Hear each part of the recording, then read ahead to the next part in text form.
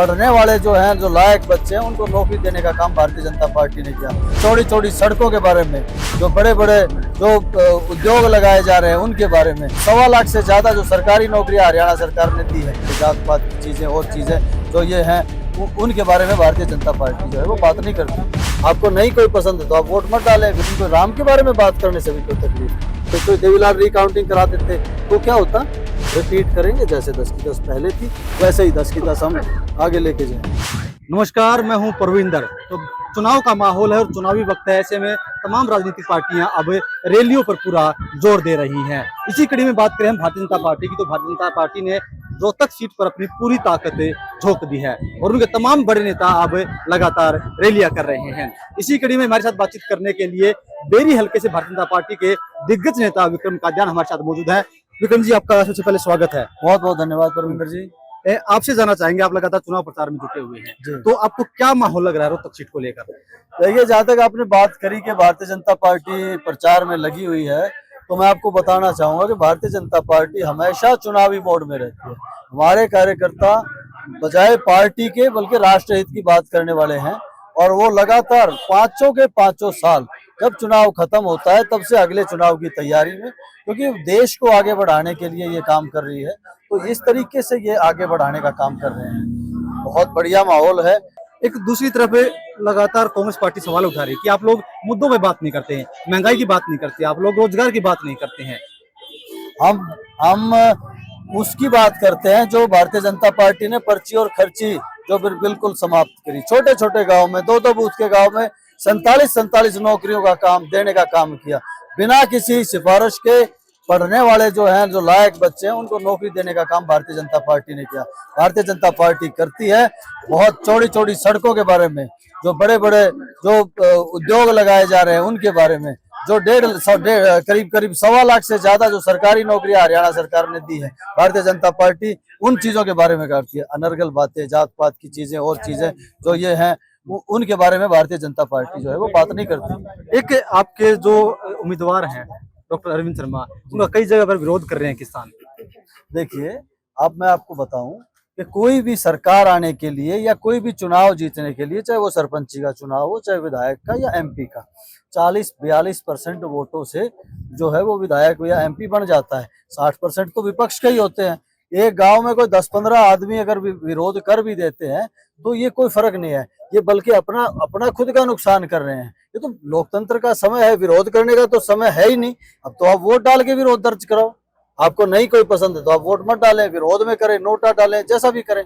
पक्ष की बात है तो वो पक्ष के करें। देखिए, इन सब चीजों, लोकतांत्रिक व्यवस्था है, सबको अपनी बात कहने का हक है। अगर किसी को विरोध करता है, भारतीय जनता पार्टी के बड़े सुलझे हुए और समझदार जो है वो कार्यकर्ता है ना, वो किसी का विरोध करते हैं। उनको पता है विरोध किस तरीके से करता है और किस तरीके से किया जाता है। लोकतांत्रिक प्रणाली में विरोध जो है वो वोट का है।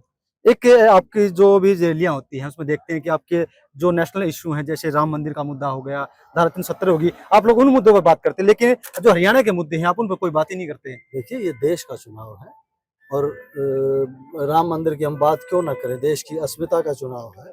इसमें राम मंदिर के बारे में लोगों की भावना के साथ जो राम है, जो गांव को राम कहा जाता है, राम जो बोलते हैं, इस बात को मेरे ख्याल से कोई विपक्ष भी इस चीज को नकार नहीं सकता। तो राम के बारे में बात करने में क्या बुराई है? इनको राम के बारे में बात करने से भी कोई तकलीफ है? एक आप बेरी हल्के से आते हैं, तो पिछली बार बेरी हल्के में भारतीय जनता पार्टी को हार का सामना करना पड़ा था, बेशक आप रोहतक सीट जीत गए थे, तो इस बार क्या तैयारी है आपको? बिल्कुल, इस बार हम उस जो वो पार्ट था उसको पार करके कहीं ना कहीं हम प्लस की तरफ लेके जाएंगे। अरविंद शर्मा जी को बेरी विधानसभा से जिताने का काम करेंगे। एक पिछले दिनों कांग्रेस पार्टी ने रैली की थी बेरी में, तो डॉक्टर रघुवीर कादियान ने एक बयान दिया था कि भाई अगर हम दोबारा से वहां पर काउंटिंग की बात करते तो वहां पर पता नहीं क्या हो जाता। देखिए, ये इस तरह के हाइपोथेटिकल क्वेश्चंस जो हैं वो लगातार हमारे विधायक जी, माननीय विधायक जी हैं, वो इस किस्म की जो बातें हैं वो करते ही रहते हैं। जो ये जो अनर्गल बातें हैं, आपको ये बात पता है कि ये जो कोई बातें हैं मंच पे बोलने की बातें हैं। आपको मैं याद दिला दूं, थोड़ा सा अगर हम पीछे चले जाएं तो ये अरविंद शर्मा जी तो 7500 वोटों से जीते थे, भूपेंद्र हुड्डा 383 वोटों से भी जीते हैं, 2200-2300 वोटों से भी जीते हैं।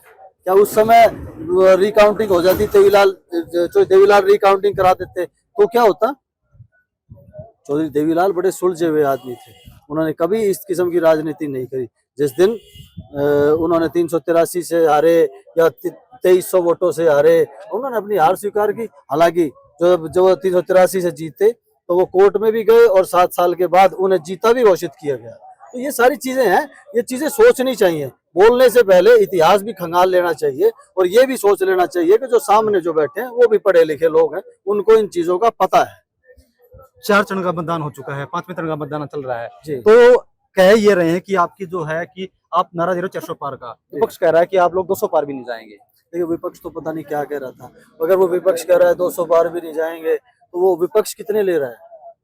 सोचने की बात तो ये है कि जो 50 सीटें लेके और वो प्रधानमंत्री बनने के सपने दे रहे हैं, हम तो 303 पे आज हैं। 400 पार नरेंद्र मोदी जी ने कहा है, तो जनता की नब्ज का नरेंद्र मोदी जी को पता है। 100% 370 पार भाजपा और 400 पार जो है वो एनडीए रहेगा। हरियाणा में क्या माहौल रहेगा? 10 की 10 रिपीट करेंगे, जैसे 10 की 10 पहले थी वैसे ही 10 की 10 हम आगे लेके जाएंगे। तो सुना आपने, ये विक्रम कादियान है, बेरी हल्के से आते हैं, भारतीय जनता पार्टी के वरिष्ठ नेता हैं। इनका साफ तौर से ये कहना है कि 10 की 10 सीटें जो हरियाणा से वो जीत हासिल करेंगे। लेकिन ये तो आने वाला वक्त ही बताएगा, जब 4 तारीख को जब मतगणना होगी उसके बाद ये साफ हो पाएगा कि आखिरकार भारतीय जनता पार्टी कितनी सीटें जीत रही है।